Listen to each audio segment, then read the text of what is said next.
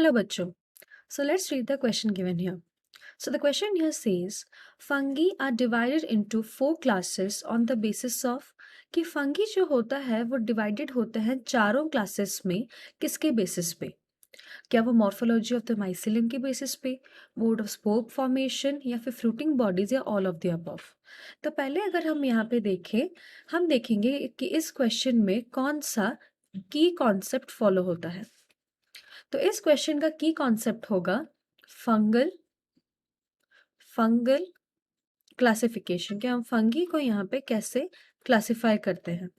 तो अगर हम यहाँ पे एक डिफरेंशिएट करके देखें ऑन द डिफरेंशिएशन के बेसिस पे, तो पहले हम देखेंगे इस साइड पे, इस कॉलम पे, कि यहाँ पे फंगल क्लासेस क्या होते हैं, फंगल क्लासेस। और इधर हमारा रहेगा माइसिलियम का मॉर्फोलॉजी, इधर रहेगा स्पोर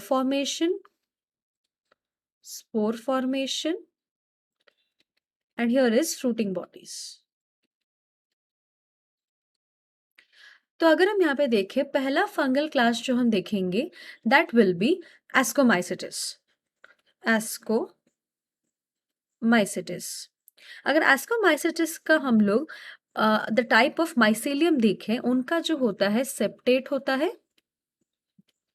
सेप्टेट होता है और उनका एक डाइकैरियन फेज होता है, एक डाइकैरियन फेज उनका देखने को मिलता है उनके माइसिलियम में। वहीं अगर हम देखें स्पोर फॉर्मेशन, तो अगर सेक्सुअल रिप्रोडक्शन के मोड में देखें तो ये लोग स्पोर फॉर्म करते हैं जिसको बोला जाता है एस्कोस्पोर्स। और वहीं रहा फ्रूटिंग बॉडीज, जो फ्रूटिंग बॉडीज होती हैं वो होती हैं हमारी सैक में, इनसाइड द सैक। एस्कोस्पोर्स जो रहती है इन द सैक, जिसको हम क्या बोलते हैं, एस्कोकार्पी बोलते हैं, that is the fruiting bodies. Next हमारे पास जो क्लास है दैट इज बसीडियोमाइसिटिस।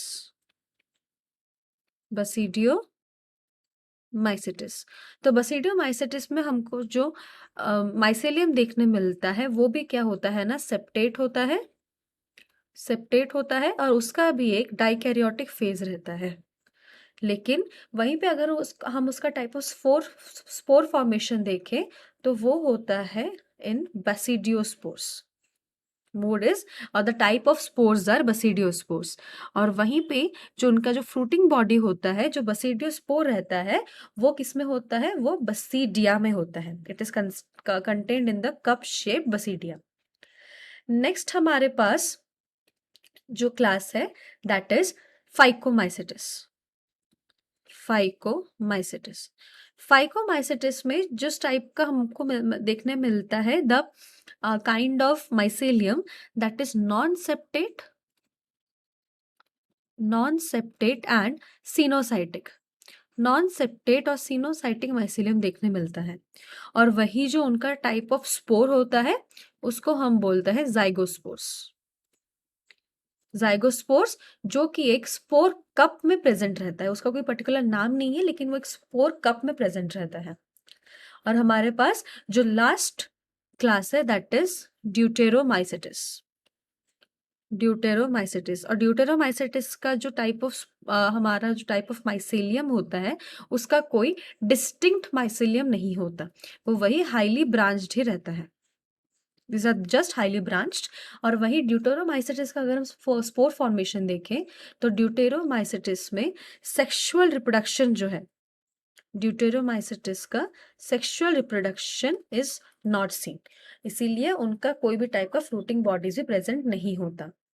तो अगर हम यहाँ पे देखें, यहाँ पे तीनों चीजें माइसेलियम, स्पोर फॉर्मेशन और फ्रूटिंग बॉडीज, तीनों तरह की जो है, तीनों के बेसिस पे सबका अलग अलग है। तो अगर हम यहाँ पे देखें, इसका सही जवाब क्या होगा, it is classified on the basis of all of the above. Hope you understood it well. Best of luck.